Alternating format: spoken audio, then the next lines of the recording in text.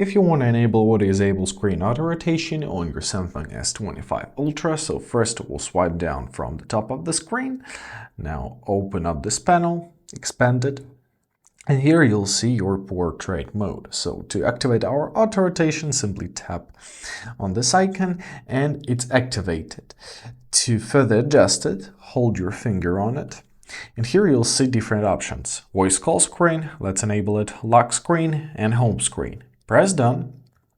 And now when we have our auto rotation enabled, we can rotate our screen how we want to.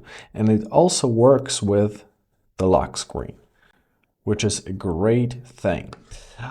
So when you're done and you don't want your screen to auto rotate anymore, simply swipe down again, find your auto rotation icon, tap on it, and now nothing will happen. And basically that's it. I hope this video was helpful. Thank you so much for watching. Have a great day, and please consider subscribing to our channel.